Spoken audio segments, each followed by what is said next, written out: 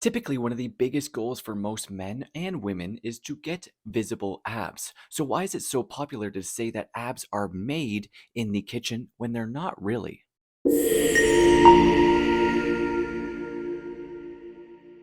Welcome back to the channel, and today we're going to be breaking down the abs and kind of see what's the best way to grow them, whether that's in the kitchen or in the gym. If you are new here, I highly recommend that you subscribe and like today's video. If you do enjoy it, I would greatly appreciate it though.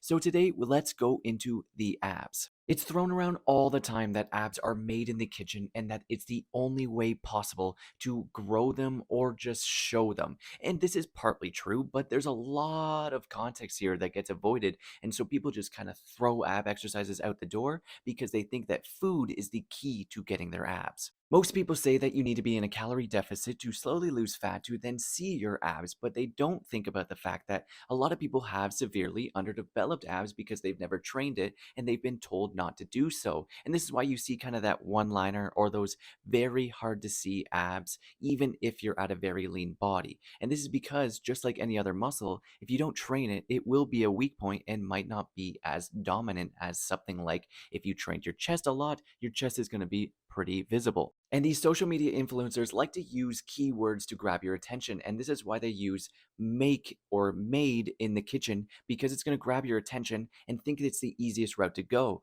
But when in reality, they should just use show. It's used to show your abs because you're losing weight and you're losing fat to then make it visible, just like anything else, like seeing bicep veins on your arms. Once you lose fat, you're going to start seeing those. And so it's the exact same concept. So it should be used as show and not make, because it is used to show that lean body instead of actually make it grow bigger.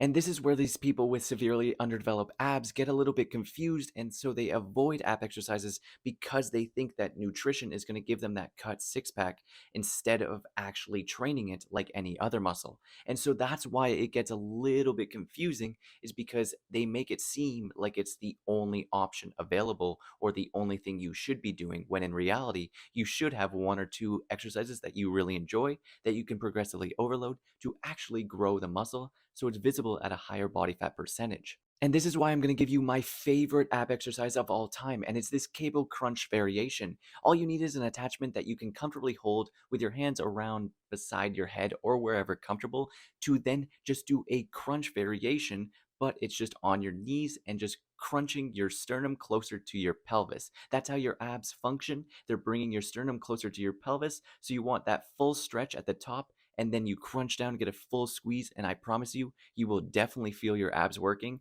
and they will definitely be sore after this if you do this for the first time. And this would technically be all you would need because of how easy it is to progressively overload and how easy it is to set up. It is the overall great ab builder. But a lot of people like to include like a hanging leg raise or a lying leg raise, but it's kind of hard to progressively overload that. So it's good just to stick with one, do it 1 to 3 times per week, maybe 2 sets, and this would be great as long as you train your abs to failure. This also makes it a lot easier to train to failure because doing bodyweight ab exercises take a lot to actually reach failure, and with actual outside resistance, this makes it a little bit more simple and a little bit more fun. So definitely do a calorie deficit to show your abs, but make sure you include a cable crunch or crunch variation to actually grow your abs if you have underdeveloped abs. That's it for today's video, so I hope that you would like this video and subscribe if you did enjoy it, and I will see you in the next video.